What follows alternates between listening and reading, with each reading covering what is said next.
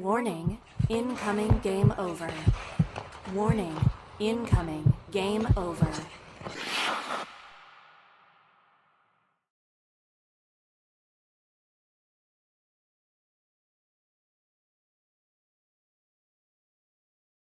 Well, how about those Oilers?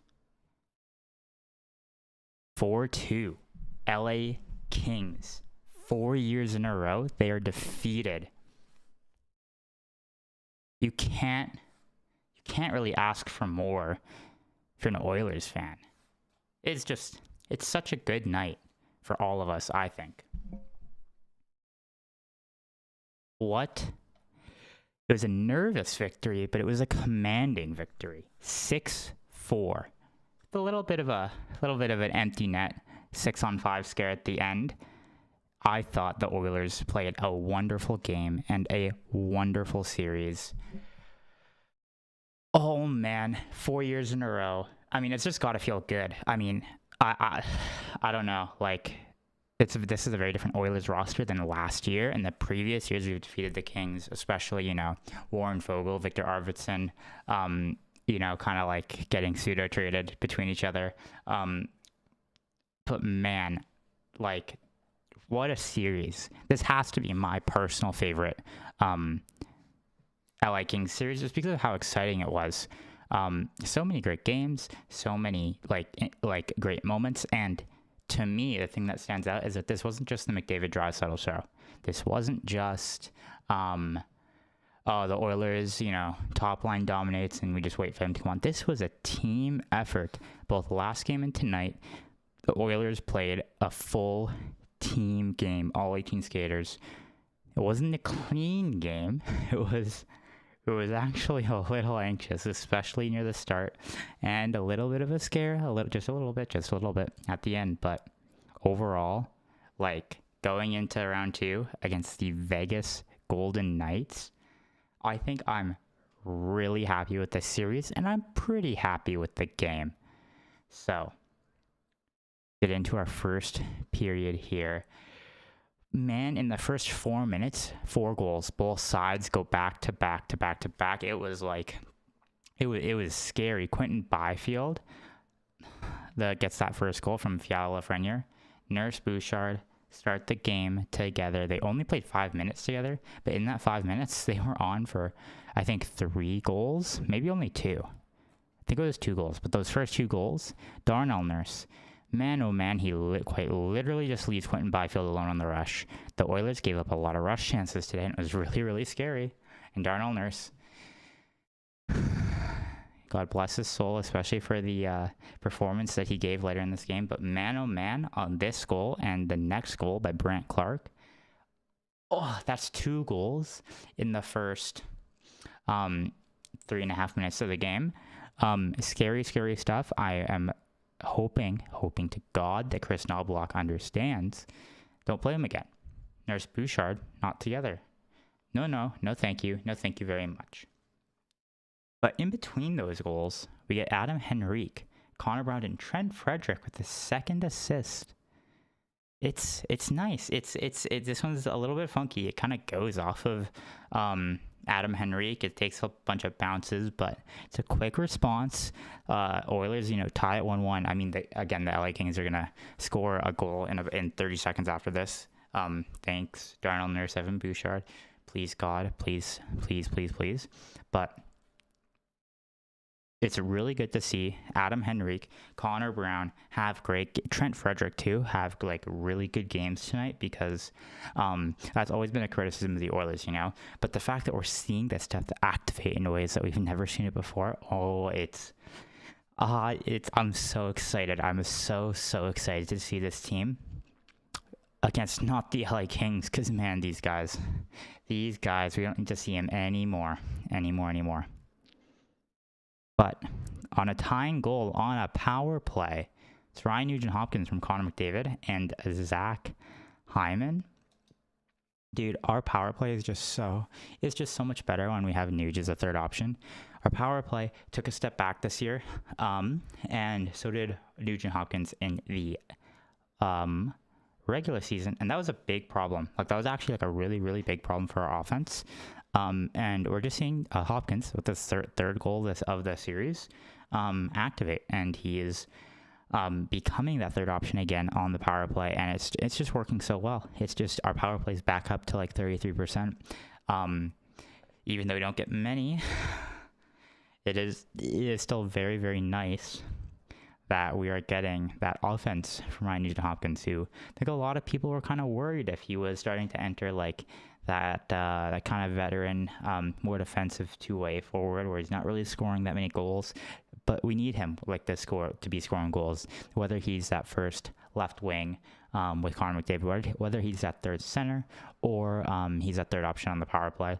A really important goal, especially because obviously the Oilers play very like good from behind. We know this. It's kind of like their signature move.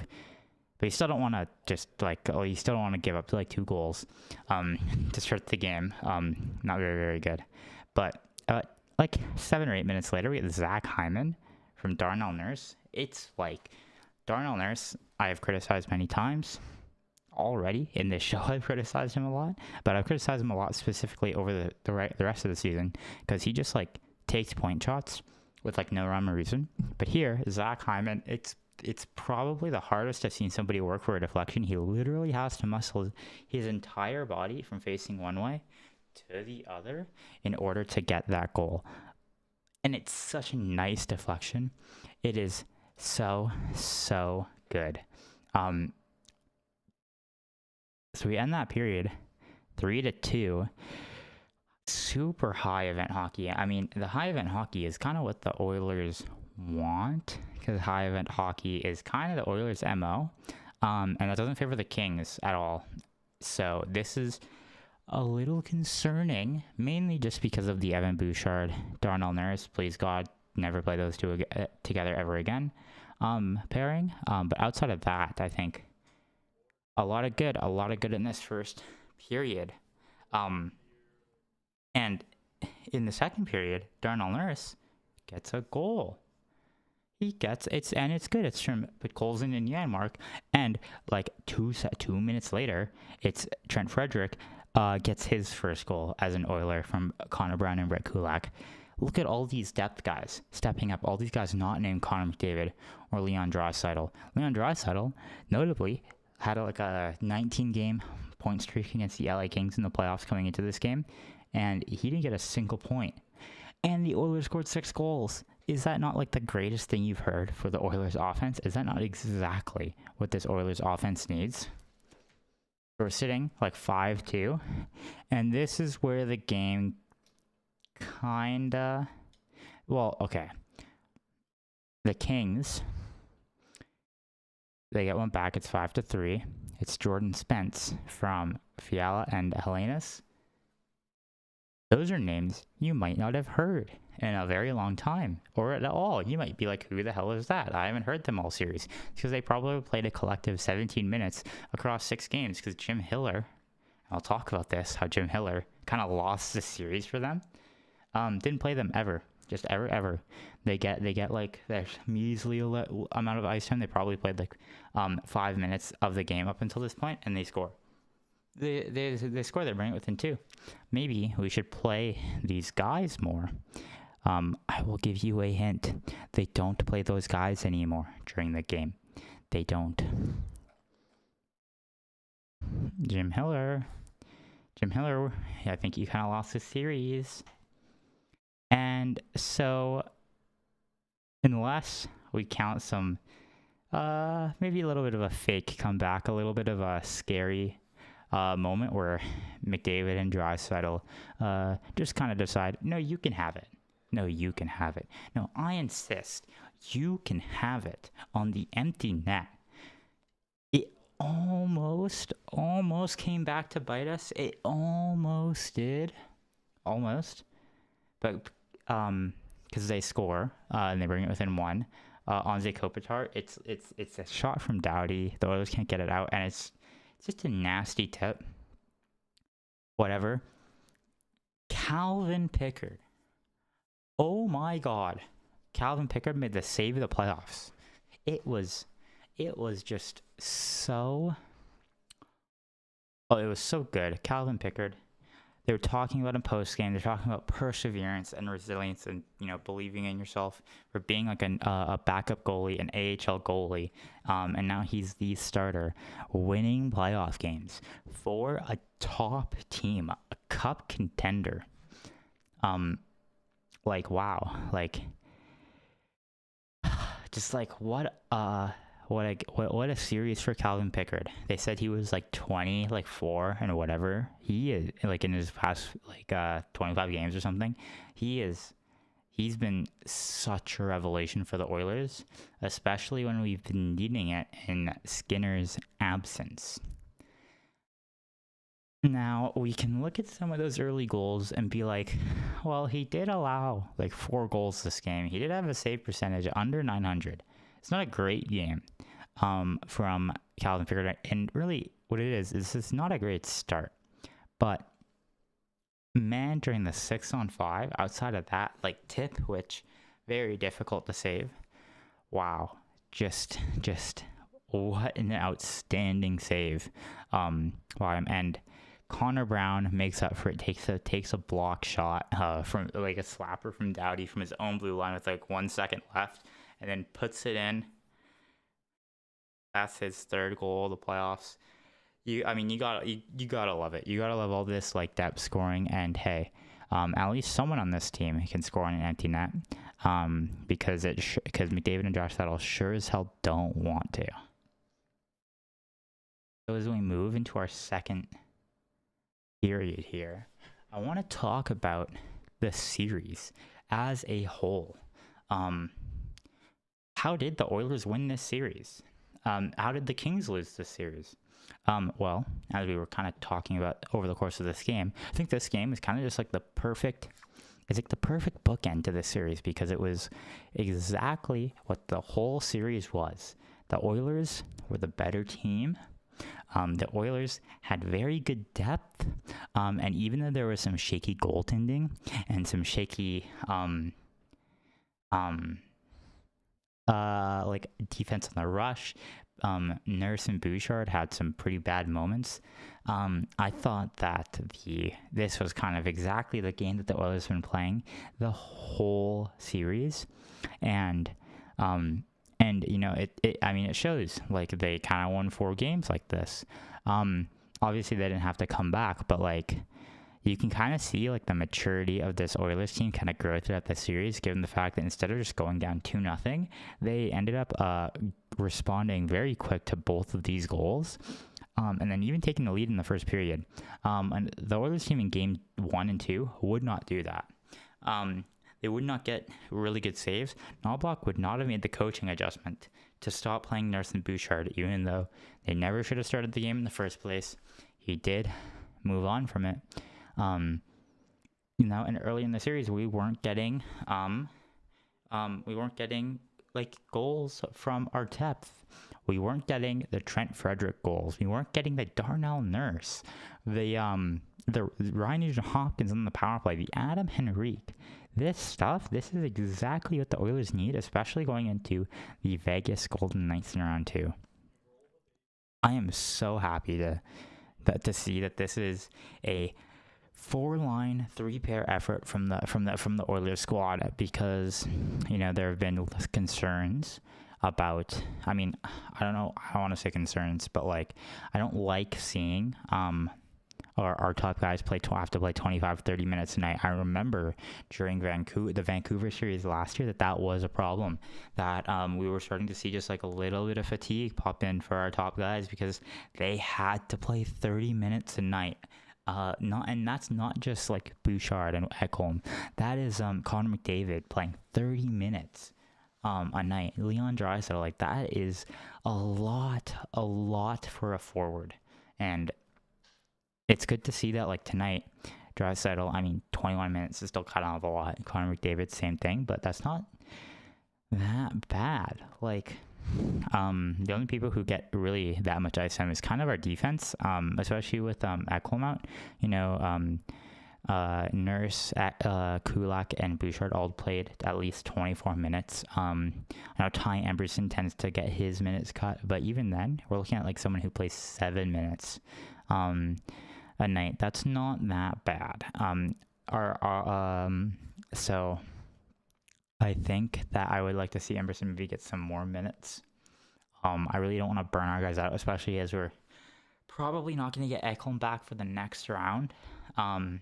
But something I want to, obviously, it's really great that our depth is stepping up and that we're not relying so hard on just like our top unit all the time. Now how the Kings lost the series. Oh my god, the Kings lost this series. They were in complete control and they blew it. They straight up blew it. It's hard to say whether the Oilers would have won 4 straight after that challenge, the Hiller challenge. Obviously, much has been made about that.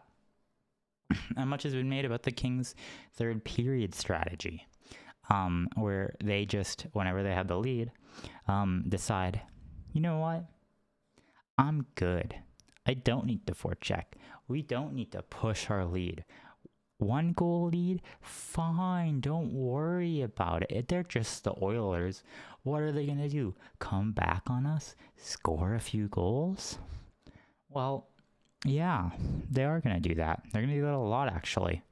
And as the series went on, these Kings were gassed. Absolutely gassed. I remember, even in the regular season,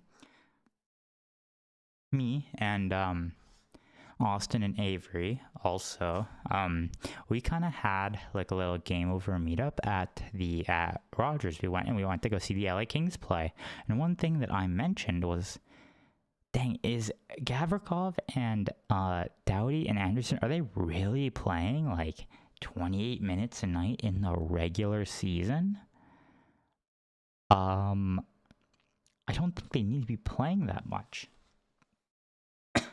It's very clear that Jim Hiller does not trust an entire portion of his roster. And even tonight, Drew Doughty plays 28 minutes. I mean, obviously, like, it's an elimination game, and, you know, he has to step up. And you want to rely on your big guys, but, like, dude, he's been playing 28 minutes a night every single game. You have defense like Brant Clark, who played the most minutes tonight at most minutes of the series at like 14 minutes.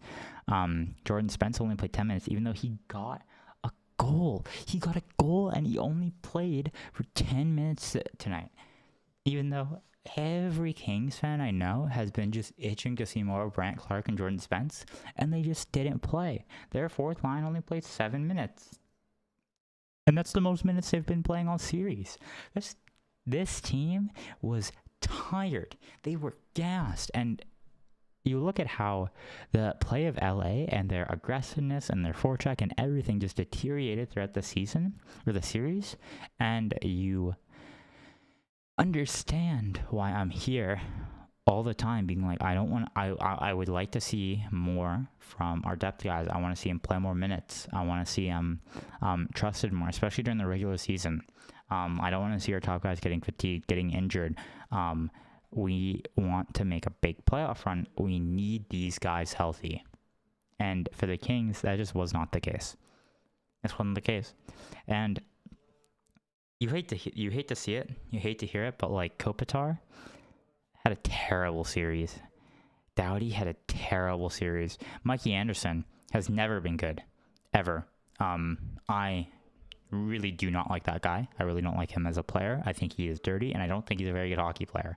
I think the Oilers absolutely expose this guy all the time. And Anderson Doughty is their top pairing. Played 17 minutes tonight on ice for 2 goals against. I mean, I just don't think that this Kings core does it anymore. And I like Kopitar. I like some of these guys. Like in theory, like obviously past 4 years, I'm definitely like a Doughty hater. But in like 5-10 years, we're probably gonna look back on Drew Doughty and be like, wow, what a player. But right now, these Kings veterans are just not it. They're relying on so much from guys like Kempe and Byfield to basically win them the series entirely. And it's just, it's crazy that, like, you'd say this about the Kings, a team that was supposed to have better depth. But as they're facing the Oilers, a team that is supposed to just be a two-man train. That's just me. That's just my diagnosis. Dude, if I'm a Kings fan, I'm losing my mind. I'm calling for Rob Blake's head. I'm calling for Jim Hiller to be out. I don't know. I'm saying, I mean, obviously you have some really good pieces in someone like Byfield and Clark, even though if they never play them, and Kevin Fiala. But, like, dude, well, like, what do you do if you're the LA Kings? Like, actually, what do you do? I don't know. And it's nice because for the fourth year in a row, I won't have to think about them again until next year when we probably play them in the first round again. Oh, well, So looking forward into our third period, I just want to give a little shout out to our Patreon page at patreon.com/thegameovernetwork. If you are looking for ways to help an upstart media company employing over 30 young journalists like myself, like Avry, 30 young Canadian journalists, if you have a spare few bucks lying around, you can head over to our Patreon page at the Game Over Network, and you'll find multiple tiers featuring different rewards and goodies for helping us grow. You'll get extra access, exclusive looks behind the scenes, and Discord benefits, merchants, discounts, and opportunities to give us feedback. And you can join us for special shows live where you can interact with us and as we launch more ways to improve your experience. If you're not able to spare a few dollars, make sure you click like and subscribe. We also have a free tier available so you don't miss out. And make sure to follow us wherever we are. We are the Game Over Network. You can find me at Ash Jubilee on Twitter. And I hope you go out and support us. Alrighty. Third period. Vegas Golden Knights. They just won their series tonight against the Wild 4-2. I think that the Oilers have a better chance against the Vegas Golden Knights than they do against the LA Kings. I think the LA Kings were a better matchup on paper, and if they had better coaching, I think it would have been a much more difficult matchup for the Oilers. Then I think the Vegas Golden Knights can, and I think that's because, in theory, the Kings are supposed to have three really good lines in Danault, Byfield, and Kopitar, and that kind of takes advantage of the fact that the Oilers don't, or at least shouldn't, have had three really good lines. We're stacking McDavid and Draisaitl. We only have one line, right? Well, now the Oilers are the ones with the advantage. We have McDavid, Draisaitl, and Perry. What a great top line. So you can sub out Perry. Perry doesn't need to play 20 minutes tonight. You can sub Perry out for Zach Hyman, for Evander Kane, for Nugent Hopkins, for whoever, right? Connor Brown, Jeff Skinner. There's a thought, but I don't think there's any space for Jeff Skinner in this lineup, unfortunately, and it pains me to say it, but you just can't. There's no one you pull out unless you want to pull out Arvidsson or Podkolzin, or Jeff Skinner, man. But regardless, we have a third line that is just world beaters out there. Trent Frederick, oh my god. Adam Henrique is finally playing like a third line center. And Connor Brown is just, he's the player that was kind of promised way back when he signed here first. Tonight they were on for 2 goals for, no goals against, just one expected goal against 0.1. Like, they were absolutely dominating out there, and that's our third line. We have Kane, Hopkins, Hyman, and they play really good together. I think the Oilers have a really good forward group going on right now, and that was something I was worried about. And I think that going into the Golden Knights, where I don't necessarily think they have that kind of forward group, I think the Oilers kind of have the advantage there. On defense, obviously, we are just a little. We're not quite there yet. Given Ekholm is out, but even then, Bouchard, Kulak, I think, is the way to go, because Wallman and Klingberg are just playing so great. Klingberg even had that he like saved a goal by like lying on it, and I saw Ella Kings being like, why isn't that a penalty shot? Because he didn't clasp his hand over it. But John Klingberg, I wanted to call him Jacob Klingman for some reason, but no, John Klingberg has been, he is he's never going to be 2018 Klingberg, but he's returning to form. He's playing great. He's playing with Jake Wallman. That is just, they're a really good second pairing. I really think you play Nurse with Emberson, and you kind of give them a little bit more minutes. Just anything to keep away. Nurse Bouchard. That's just like the one thing going into Vegas, because one of the things I am a little bit worried about when we go into Vegas is that they're going to be someone who can exploit the weaknesses that the Oilers have. Not very well, but I think that if they can, take advantage of a player like Darnell Nurse, the way he plays when he's with Evan Bouchard, I think that is a little worrying, and I think that they'll be able to take advantage of that. So I would really, really, really, really like to see Nurse and Bouchard not play together anymore. Thank you. And in terms of goaltending, Aiden Hill is Aiden Hill. He is really good. But Darcy Kemper is a Vezina nominee. He played out of his mind in Game 5. And the Oilers still hung up 5 on him 3 times in this series. I think the Oilers will be fine in the goaltending department. If Calvin Pickard has a bad game, I think going to Stuart Skinner is always an option, especially because we've seen that Skinner can bounce back and he can be streaky, which, hot hand fallacy, but he had a bad streak and now he's taken some time, and I think if Pickard has a bad game, he can come in, make some good saves, regain that confidence, and then he can go on another hot streak like he did in the Western Conference Final and Stanley Cup Final last year, and those coveted games 4-7. I really think that he can. But regardless, I do think that Pickard, obviously, he's a starter. I think he's playing very, very well. I think even with some of those iffy goals in that first period tonight, he had some unbelievable saves, and he was great when it mattered. And I'm not saying Calvin Pickard is a Grant Fuhr or anything, but you know what they said about Grant Fuhr? He let in 5, but he would not let in that 6. And he is a Hall of Fame goalie who won cups with the Oilers. We don't need perfect goaltending. We just need good enough. And I think that Calvin Pickard is more than good enough, especially with those performances in the last 2 games and after the first period tonight.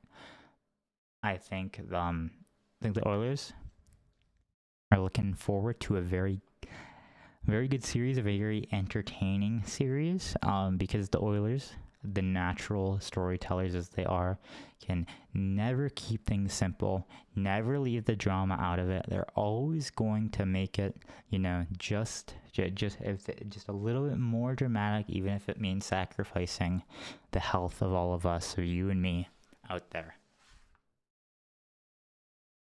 Ready? As we move into our final segment, our overtime period. If there are any comments about the Kings game, about this series, about this Oilers team, about the future series against the Golden Knights, about their series against the Wild, anything that's going on right now, leave them in chat. I'll answer them. I will react to them. But right now, I want to give my prediction. The Vegas Golden Knights series, I think the Oilers win it think they win it. I don't know. I'm gonna say 6. Yeah, I feel like it's kind of a cop-out to say 6. It's like the safe pick. But I do think the Oilers will win it in 6. I think they'll lose game 1. I think they'll win game 2. I think they'll lose game 3. I think they'll win game 4, 5, and 6. That's my lock. I'm locking it in. But no panicking after game 1, and I never panicked after game 1, even after game 2, even after they were up. They were down, multiple goals in game 3. I never panicked. I never thought, oh no, oh God, what can the Oilers, oh my God, are they done? Is McDavid is he not gonna resign anymore? You can look at the, you can look at those VODs. You can look at what I was saying. I always said I believed. I always say, if I don't believe, why am I even a fan in the first place? If you don't believe, what are you doing here? Go home. It's done. It's over for you. But I'm always here because I always believe, and I think they'll win the next one in 6. But otherwise, that's all from me tonight. Oilers win game 6, 6-4 against the LA Kings. Win the series 4-2, 4 years in a row. Sorry, LA Kings. It's just not your time. It's just not your time. That's all from me tonight. I will see all of you. I think next week is when the next round starts.